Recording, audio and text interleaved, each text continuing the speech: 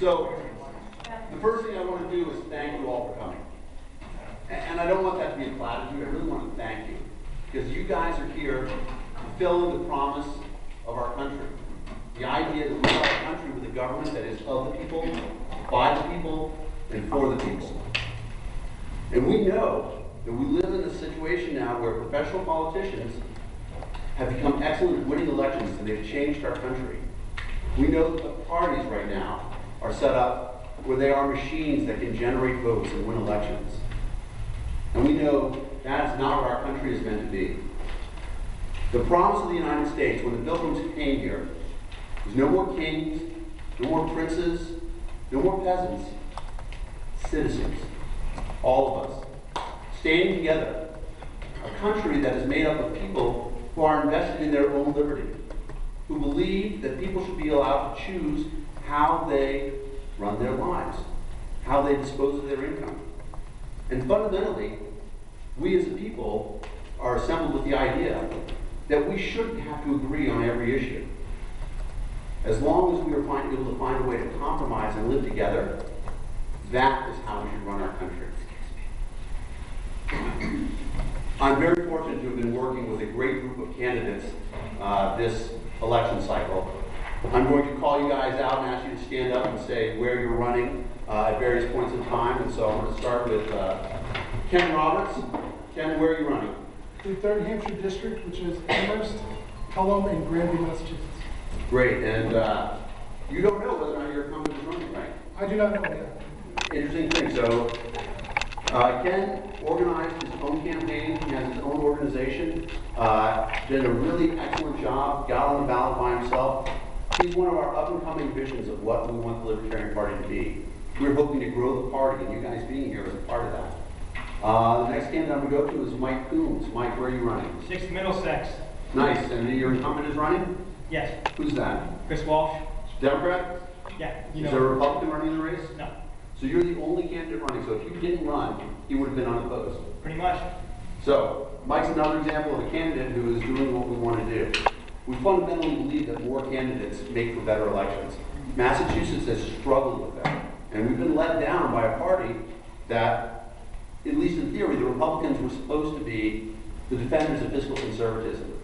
However, they have tied an anchor around the neck of fiscal conservatism with a social conservative policy from 1950. We are running candidates with an idea that say, we think the right to marry and the right to carry are intricately related.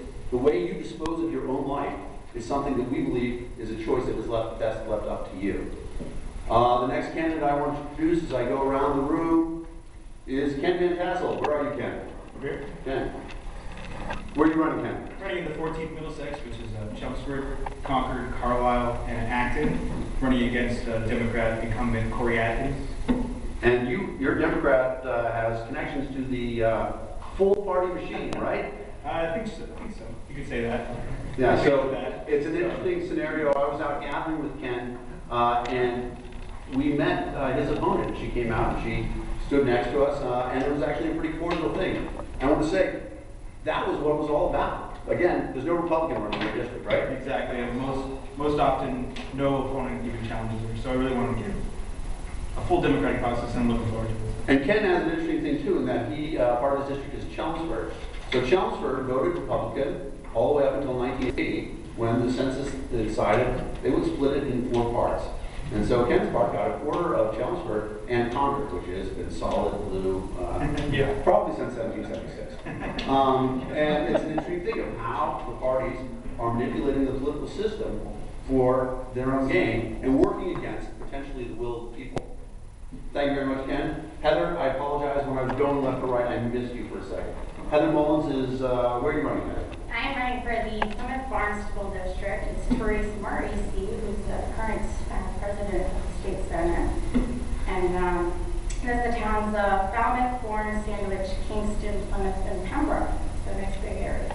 So Heather has been running a wonderful ground game. I was fortunate enough to go out and gather signatures with her last weekend and the weekend before. Heather is a trooper.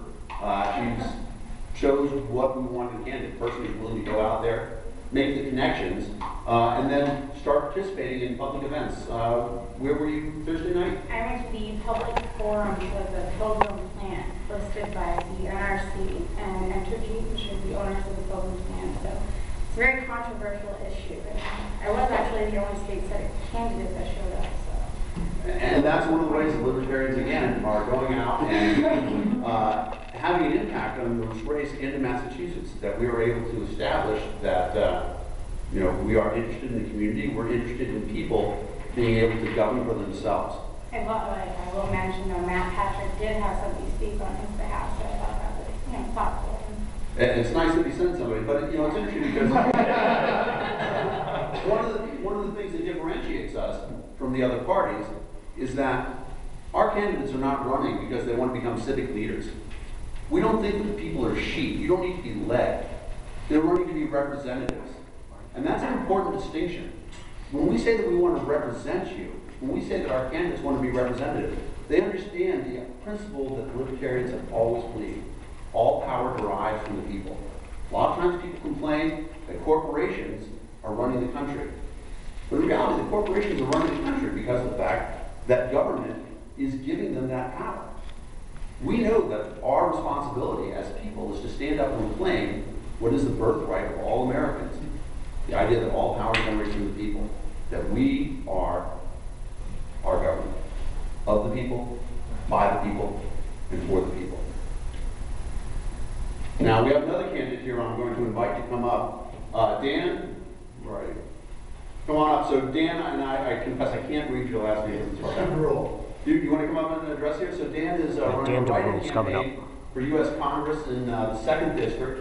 Who's your incumbent? It's Jim McGovern. Jim McGovern. So a couple words, Dan Debrule. Yes, sir. Thank you very much. Appreciate it. I'm drawn to this because we want to represent the people, and that's why I'm here. My background is 25 years of political activism. I was a public safety officer for 20 years. I retired.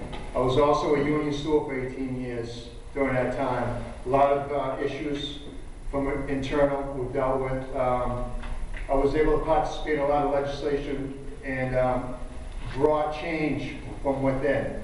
The problem is there's a different world that's within the government and the people living outside.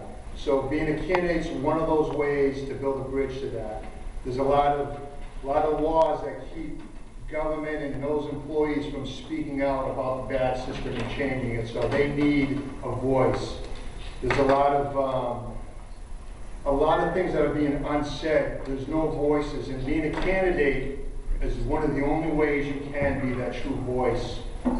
Special interest groups and PACs have their message, but it's not to represent everybody. So that's my goal, is to represent everybody. I have cards. I'm seeking donations if you can give them. I appreciate the time, and I thank you very much for being here. Looking forward to seeing you all. Thank you very much. So I have 3 more state representative candidates to tell you about. Bob Underwood is running. I think this is your first time to run for an open seat, right, Bob?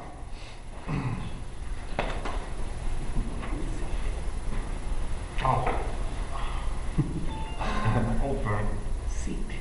seat. Is it the first time? Yes. Let me. Yeah. Yeah, come on up, Bob. You want to say a few words? Go ahead. Bob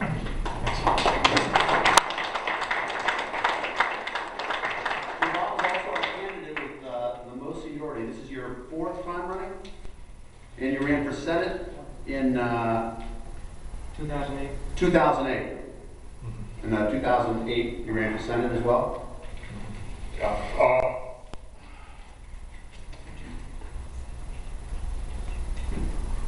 Correct. Yes. Well, in 2008, I was the candidate for United States Senate. 2010 and 2006, I was also the candidate for the 9th Camden House District, which I am running for this time. And usually, I'm the only candidate in Western Massachusetts. And for years, I've been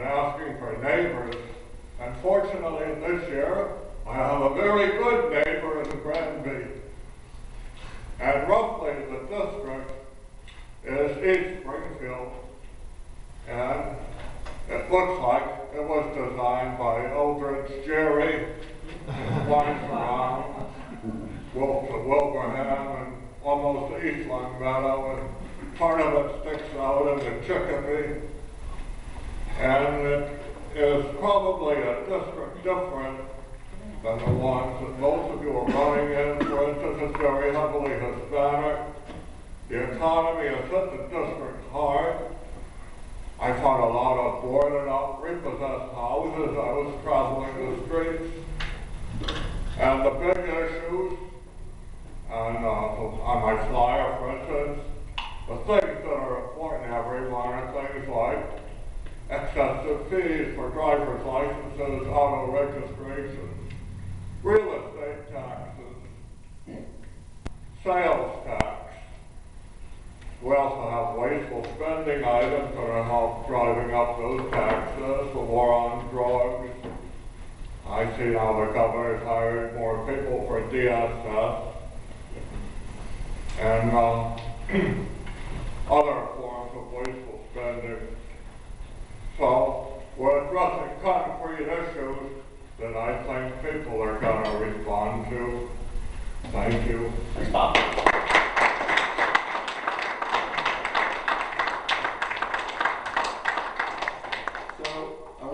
Two other candidates who weren't able to make it tonight. Dan Morris is running in 7th Essex, which is the town of Salem. He is also running unopposed. We had a sprint at the end, but he did indeed get on the ballot. And he's running against the chief of police. So another situation in which if he hadn't made the ballot, there would have been a Democrat running for an open seat with no opposition. And this Democrat has nobody in his primary either. So they actually would have anointed him. They wouldn't have had the election. Well, they would have had the election, but you get an example of what we're working for and what we're trying to build here.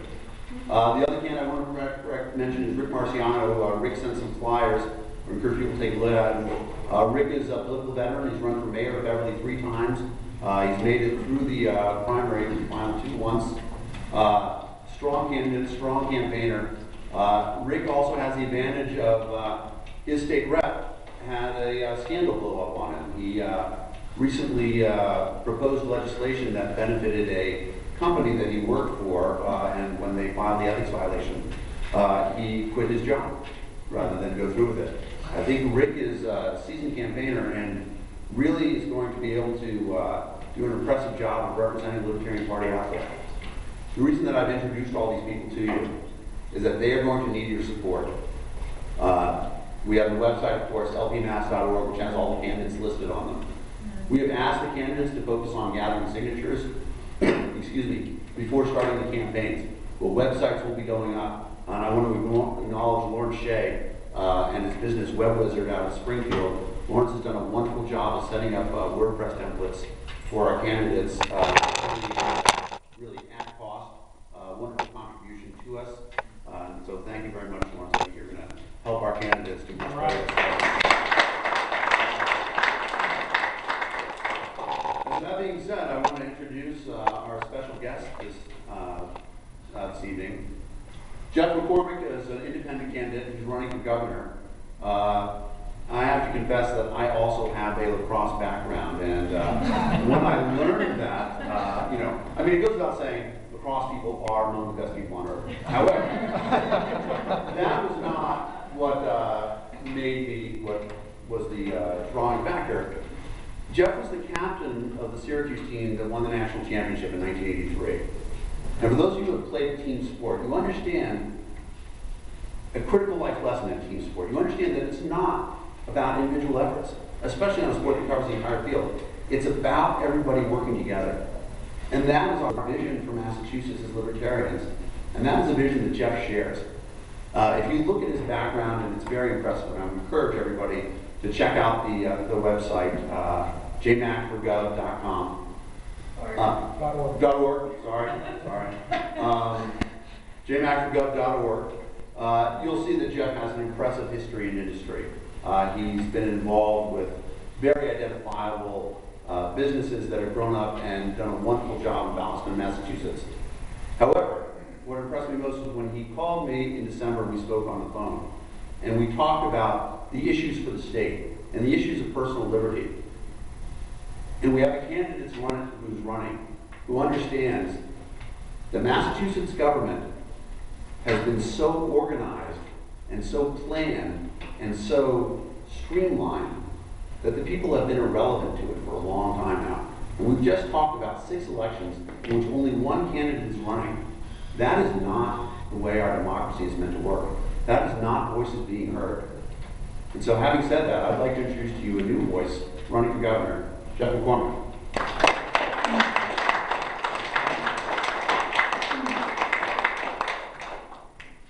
Again, thanks all of you for taking time tonight to come out. One very small housekeeping item. I'm now tasked with collecting 10,000 signatures. So for those people that haven't been able to sign just to get me on the ballot, I would very, very much appreciate if you could do that before you leave. If not for any other reason, it's for choice. I'm running. My quick background is I grew up kind of on the other side of the tracks. Quite frankly, because of some athletic skill, I was in a very, very modest environment, but I could go to college on a scholarship. And because of success on the field and off the field, I won a Scholar Athlete Award and I paid for grad school. Not everyone has that kind of opportunity. And one of the things I want to do is try to create as much opportunity for everyone. Now, opportunity is different than guaranteeing people outcomes. My whole career, my whole professional career, I have built companies. 2, 3, 4 founders, 1 founder sometimes, trying to build these companies to have a lot of value and create a lot of jobs. And my campaign, if you remember one thing, it's going to be Jeff for Jobs, which may or may not resonate with people in this room. But let me tell you, when you give people the ability to let their own work ethic and their own limits, you know, the sky's the limit. And I'm an example of one. And a lot of people, when they look at me, they say, okay, this guy moved to Boston literally with $800 27 years ago, Boston area. Couldn't afford to live in downtown Boston. In fact, I slept, truth be told, I slept on a couch for a month just to save up enough money that I could actually get an apartment. But to go from there to just work and just, you know, play hard, work hard, and ultimately, you know, a number of years later, have lived my little version of the American dream. And for that reason, you know, immigrants like my story a lot, middle class people like my story a lot, because I'm one of them. You know, I'm a product of a multi-generation, as you might imagine, you know, Irish family that, you know, every generation is a little bit better. And people, they're hungry to get back at it. But getting back to government, the government has to create as much opportunity for everyone, and in some cases, just get out of the way. I've been trying to bring a huge project to Massachusetts, I mean, $1 billion price tag, all the money's coming from Wall Street. I don't want the state's money. I just want them to work with each other within the State House and get out of the way. And one of the things I want to do as governor is have literally ambassadors to business saying, what do you need? Who do you have to get in the same room? And as governor say, why isn't this going forward? It's not that hard.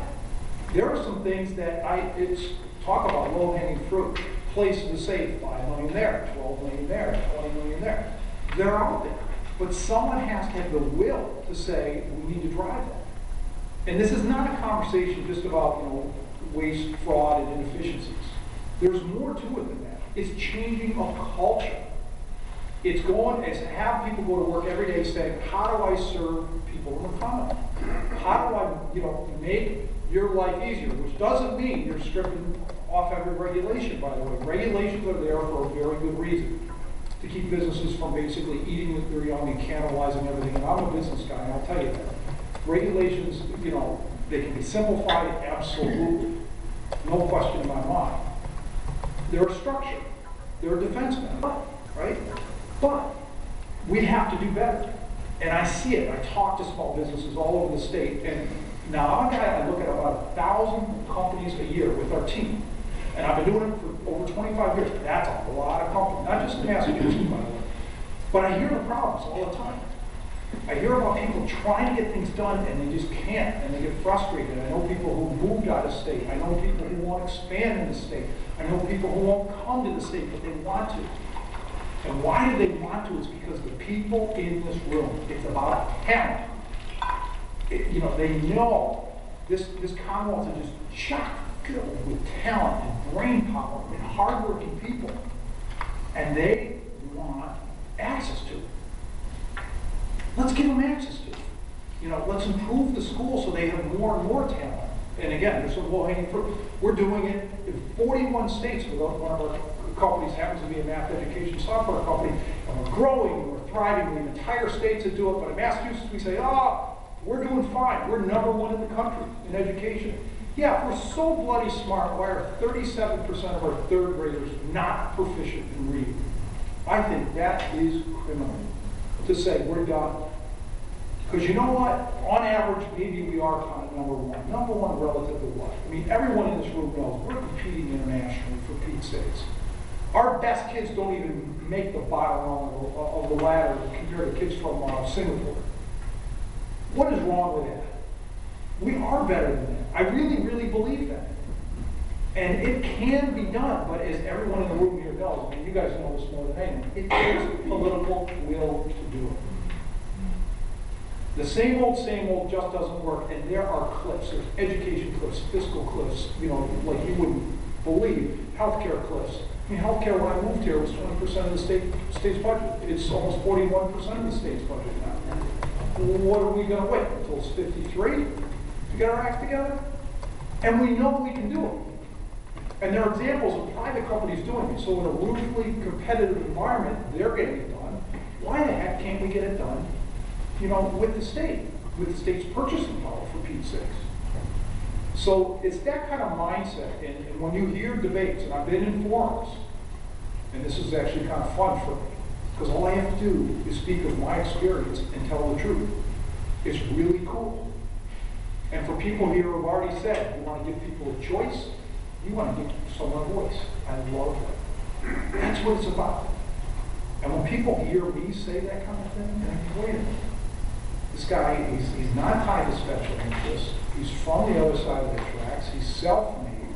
He builds companies. He's created thousands of jobs. Gosh, it sounds like someone I want running the Commonwealth.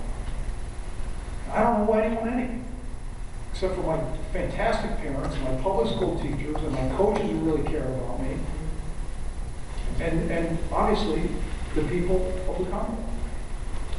And that's, if you're going to be beholden to anyone, that's the group you want to be beholden to. So with that, again, my name is Jeff McCormick. We do have a pretty good website. I encourage you to visit it. Anything you can do to help us gather the signatures, because as you know, that's a pretty extensive process. And of course, there's so much gamesmanship with the parties, with what they set up. Every hurdle I have is going to be high. But I'm willing to take that on, because I've done it my whole life. It hasn't been easy. I've been knocked on my butt so many times. But when you play lacrosse, you know what? You get back up. So with that said, I laud your efforts. I wish everyone well in these upcoming races. Good luck with everything. And there is a voice waiting to be heard. Just tap it. Okay? Thank you.